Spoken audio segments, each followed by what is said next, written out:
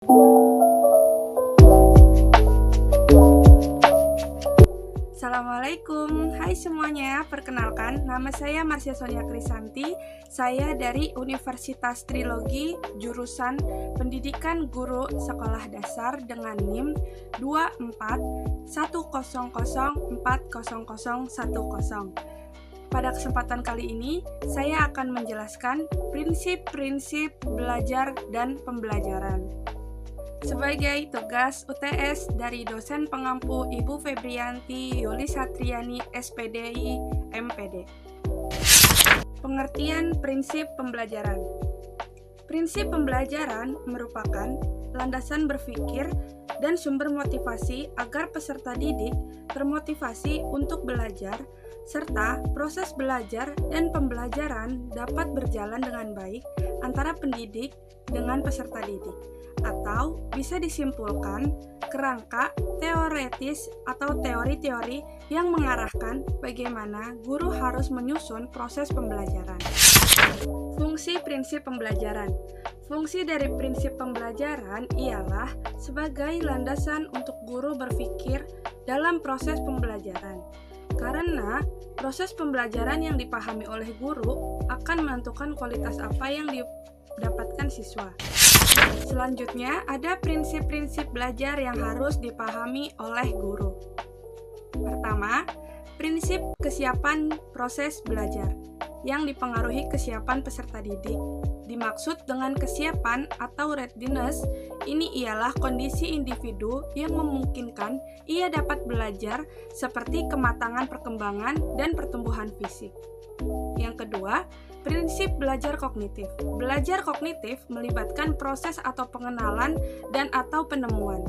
Belajar kognitif mencakup asosiasi antar unsur, pembentukan konsep, penemuan masalah, dan keterampilan. Memecahkan masalah yang selanjutnya membentuk perilaku baru. Lalu, yang ketiga, prinsip belajar aktif. Belajar efektif mencakup nilai emosi, dorongan, minat, dan sikap. Dalam banyak hal pelajar mungkin tidak menyadari belajar efektif. Yang keempat, proses belajar psikomotor. Proses belajar psikomotor individu menentukan bagaimana ia mampu mengendalikan aktivitas ragawinya. Hakikat belajar dan pembelajaran. Hakikat belajar adalah gambaran dari proses pembelajaran ini sendiri. Ini yang dimaksud inti dari mengapa kita belajar. Pembelajaran adalah proses pengajaran yang disusun untuk membantu seseorang belajar. Ini mencakup metode, strategi, dan lingkungan diciptakan oleh pendidik. Belajar menyenangkan. Belajar menyenangkan adalah metode pembelajaran yang dirancang agar siswa menarik dan menggembirakan saat belajar. Metode yang digunakan ialah interaktif, kreatif, dan relevan, sehingga siswa merasa semangat dan termotivasi. Tujuan dari belajar menyenangkan adalah meningkatkan motivasi siswa, meningkatkan retensi, mampu mengingat siswa mengenai informasi yang baik. Lalu yang terakhir adalah meningkatkan kreativitas, di mana kita mengembangkan kemampuan siswa agar berpikir keras. Lalu, ada merdeka belajar. Merdeka belajar sudah tidak asing lagi karena kurikulum merdeka sudah sering dibicarakan. Kurikulum merdeka adalah pengganti kurikulum 2013 yang selama ini digunakan sebagai Menteri Belajar. Merdeka belajar adalah sebuah metode belajar yang dikemukakan oleh Menteri Pendidikan, Kebudayaan, dan Riset Teknologi. Dikatakan merdeka belajar apabila siswa memiliki kebebasan untuk berpikir dan berekspresi. Nah, tujuan merdeka belajar sendiri ialah yang pertama, membangun suasana belajar yang lebih menyenangkan. Yang kedua, memberikan sekolah keleluasaan untuk penilaian dan penerapan kurikulum. Yang ketiga, menciptakan peserta didik yang berjiwa merdeka dan tidak merasa terkekang oleh ketentuan dan peraturan pembelajaran. Selanjutnya, ada pembelajaran bermakna. Proses pembelajaran di mana informasi baru dihubungkan dengan struktur pengertian yang dimiliki oleh seseorang dalam proses pembelajaran.